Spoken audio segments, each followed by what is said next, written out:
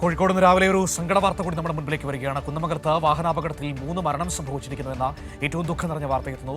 കാറും പിക്കപ്പ് വാനും കൂട്ടിയിടിച്ചാണ് അപകടമുണ്ടായത്. വിവരങ്ങളുമായി AK ലതീഷ് ചേരുന്നു. ലതീഷ്, രാവിലെ ഒരു സങ്കട വാർത്തയാണ് ഇപ്പോൾ കോഴിക്കോട് നമ്മുടെ മുൻപിലേക്ക് എത്തുന്നത്. കുന്നമംഗലത്ത് വാഹനാപകടത്തിൽ 3 മരണമല്ലേ, എങ്ങനെയാണ് അപകടം ഉണ്ടായത്, എപ്പോഴായിരുന്നു സംഭവം?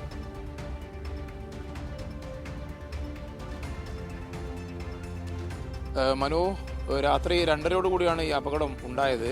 ദേശീയപാതയിൽ, വയനാട് കോഴിക്കോട് ദേശീയപാതയിലാണ് അപകടം നടന്നത്. കോഴിക്കോട് കുന്നമംഗലം പതിമംഗലത്ത് വെച്ച് വയനാട് ഭാഗത്തു നിന്നും കോഴിക്കോട്ടേക്ക് വരികയായിരുന്ന പിക്കപ്പ് വാനും എതിർഭാഗത്തേക്ക് പോവുകയായിരുന്ന കാറും തമ്മിലാണ് കൂട്ടിയിടിച്ചത്. അമിത വേഗതയിലാണ് വാഹനങ്ങളെന്നാണ് നമുക്ക് മനസ്സിലാക്കാൻ വേണ്ടി കഴിയുന്നത്. ഇടിയുടെ ആഘാതത്തിൽ വാഹനത്തിനുള്ളിൽ 2 വാഹനത്തിലും, കാറിലും പിക്കപ്പ് വാനിലുമുള്ളവർ അതിൽ കുടുങ്ങിക്കിടക്കുന്ന സാഹചര്യമാണ് ഉണ്ടായത്. യാത്രക്കാർ നിരവധി ഉണ്ടായിരുന്നെങ്കിലും നാട്ടുകാരും യാത്രക്കാരും ഒത്തുകൂടിയെങ്കിലും ആരെയും പുറത്തെടുക്കാൻ കഴിയാത്ത ഒരു വല്ലാത്ത ഒരു സാഹചര്യമാണ് ഉണ്ടായത്. പിന്നീട് ഫയർഫോഴ്സ് എത്തി കട്ടർ ഉപയോഗിച്ച് വെട്ടിപ്പൊളിച്ചാണ് വാഹനത്തിൽ നിന്നും ആളുകളെ പുറത്തെടുക്കുന്ന സാഹചര്യം ഉണ്ടായത്. കാറിൽ 4 പേരാണ് ഉണ്ടായിരുന്നത്.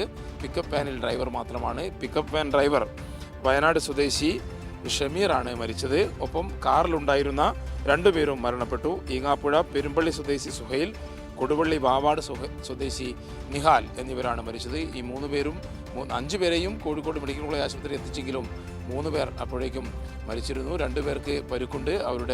അവർ ആരോഗ്യനില തരണം ചെയ്തു എന്നാണ് നമുക്ക് മനസ്സിലാക്കാൻ കഴിയുന്നത്. വാഹനം ഗതാഗതം അല്പം തടസ്സപ്പെട്ടിരുന്നെങ്കിലും പിന്നീട് പോലീസും ഫയർഫോഴ്സും എത്തി വാഹനങ്ങൾ റോഡരികിലേക്ക് മാറ്റിയിട്ടുണ്ട്.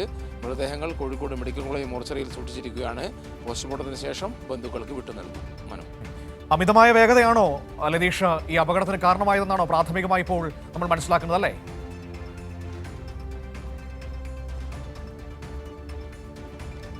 അമിത വേഗതയിലായിരുന്നു ഇരുവാഹനങ്ങളും എന്നാണ് മനസ്സിലാക്കാൻ കഴിയുന്നത്. കാരണം ഇടിയുടെ ആഘാതത്തിൽ വാഹനങ്ങൾ പൂർണ്ണമായും പരസ്പരം അത്രയും ലോക്കായി പോകുന്ന രീതിയിൽ പുറത്തേക്ക് ആളുകളെ ഡോറ് തുറന്നോ മറ്റോ ഒന്നും പുറത്തെടുക്കാൻ കഴിയാത്ത രീതിയിൽ വാഹനം പൂർണ്ണമായും തകർന്നു പോകുന്ന ഒരു സാഹചര്യമാണ് ഉണ്ടായത്. അതുകൊണ്ട് തന്നെ അമിത വേഗതയായിരുന്നു എന്ന് തന്നെയാണ് മനസ്സിലാക്കാൻ കഴിയുന്നത്. കാരണം സമയവും വളരെ വൈകിയാണ്. കാരണം 2:30 കൂടി എന്ന് പറയുമ്പോൾ പൊതുവെ റോഡിൽ വാഹനം അധികം ഇല്ലാത്തൊരു സമയം കൂടിയാണ്. നിരന്ന റോഡാണ്, സ്ട്രെയിറ്റ് റോഡ് കൂടിയാണ്. അതുകൊണ്ട് തന്നെ വാഹനത്തിന് അമിത വേഗത ഉണ്ടായിരുന്നു എന്നാണ് ഇപ്പോൾ മനസ്സിലാക്കാൻ കഴിയുന്നത്. മനു.